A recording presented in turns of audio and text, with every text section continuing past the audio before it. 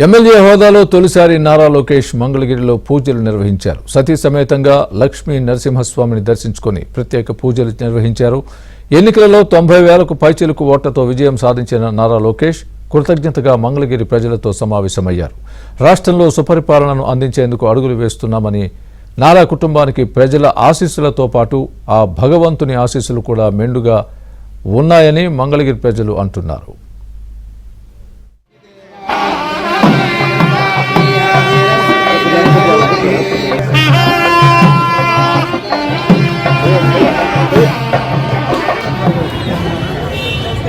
దూరం కప్పలు